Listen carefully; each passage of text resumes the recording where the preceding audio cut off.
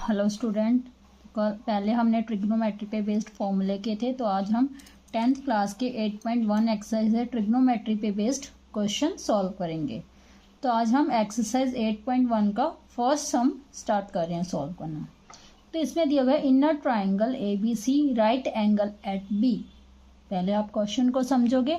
उन्होंने लिखा है कि एक आपके पास एक ट्राइंगल है जिसका नाम है AB और C, और जो आपके पास राइट एंगल बन रहा है वो बी पे होगा। तो राइट एंगल क्या होता है? राइट एंगल हम बोलते हैं 90 डिग्री के एंगल को।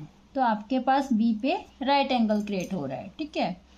और उन्होंने बोला है आपके पास जो ए बी है, ए बी आपके पास है 24 सेंटीमीटर। एंड देन नेक्स्ट उन्होंने दिया कि आपके पास जो बी सी है वो है 7 सेंटीमीटर। तो जो आपने बी सी माना है वहाँ पे हम लिख लेंगे जो बी सी है वो है 7 सेंटीमीटर।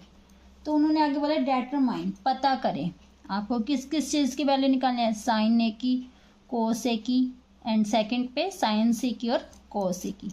सबसे पहले उन्होंने हमें बोला है कि साइन ए निकालिए, साइन ए।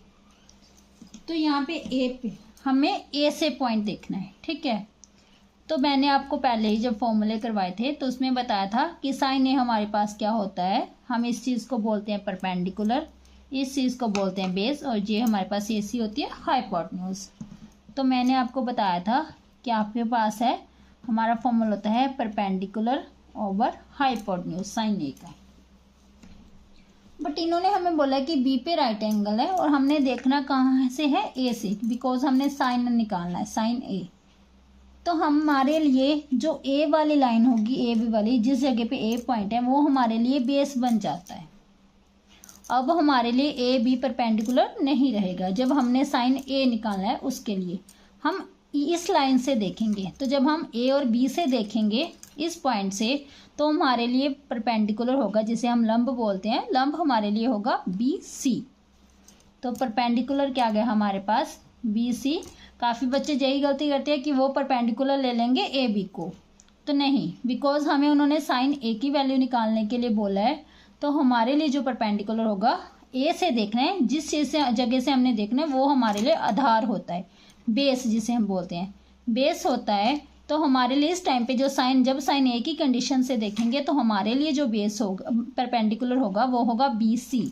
और हाइपोटेन्यूज कभी चेंज नहीं होती। आपको जब ए या सी बी किसी की भी वैल्यू निकालने के लिए कहता है, सिर्फ आपका आधार और बेस परपेंडिकुलर चेंज होंगे। या तो आपका बेस चेंज होगा, परपेंडिकुलर चेंज होगा।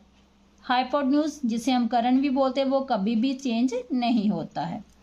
तो हमारे लिए हाइपोटेन्यूज क्या रहेगी, AC। तो हमारे लिए सबसे पहले अब हम देखेंगे कि हमने ये चीज़ निकालनी थी। पर हमारे पास अगर हम नॉर्मल कंडीशन में देखें कि आपके पास एक ट्राइंगल है ABC, आपके पास परपेंडिकुलर भी है और बेस भी है, बट हाइपोटेन्यूज तो हमारे पास है ही नहीं। तो आप पाइथागोरस थ्योरम लगाओगे सबसे पहले, पाइथागोरस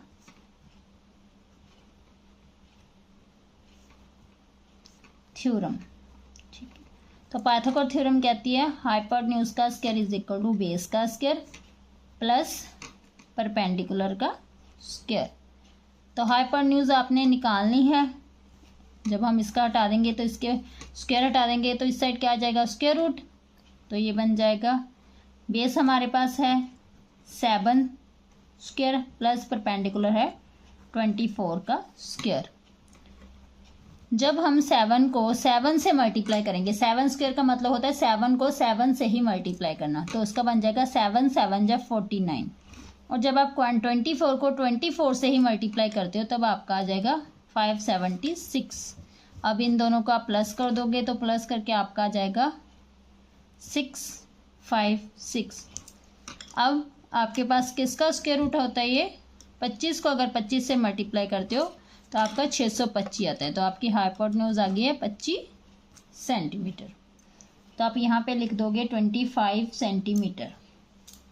अब नेक्स्ट है, अब हमने पहले मैंने आपको बताया था कि हमने निकालना है साइन ए, और साइन ए हमारे पास होता है परपेंडिकुलर ओवर हाइपोटेन्यूज, जिसे हमने माना है कि परपेंडिकुलर ए से देखेंगे तो परपेंडिकुलर हमारे लिए BC है और हाइपोटेन्यूज AC है।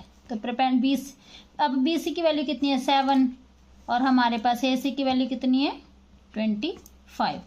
तो हमारी साइन ए की वैल्यू आ गई है 7/25। अब सेकंड हमने निकालना है कॉस ए।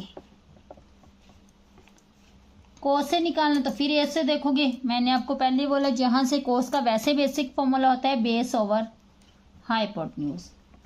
तो जब कोस से आप देखोगे तो वही चीज़ ये हमारे ए से देखोगे तो ये मैंने पहले बोला जहां से हमने देखना है वो हमारे लिए बेस होता है, जिसे हम क्या बोलते हैं आधार, वो हमारे लिए आधार होता है। तो आपका क्या बन जाएगा कोस बी हमारे लिए अब आधार क्या होगा ए बी और हाइपोटेन्यूज सेम रहेगी ए सी। तो हमारे पास क्या वैल्यू हो जाएगी ए बी की जो वैल्यू है हमारे पास है 24/AC जो है वो है 25। अब नेक्स्ट हमने निकालना है साइन सी।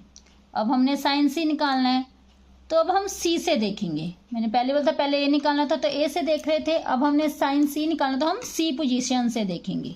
तो हमने साइन सी निकालना है, पहले तो अब ऐसे बेसिक फॉर्मूला लिख लोगे कि क्या होता है परपेंडिकुलर ओवर हाइपोटेन्यूज। तो अब सी से देखना है तो सी से कैसे देखोगे, अब हमारे लिए सी ये वाली लाइन बेस हो जाएगी क्योंकि हमने सी एंगल क्रिएट निकालना है। तो सी वाली लाइन हमारे लिए बेस होगी अगर, तो फिर हमारे लिए परपेंडिकुलर क्या हो गया ए बी। तो ए बी परपेंडिकुलर हो गया और हमारे लिए जो हाइपोटेन्यूज है वो क्या होगी ए सी, क्योंकि वो कभी भी चेंज नहीं होती।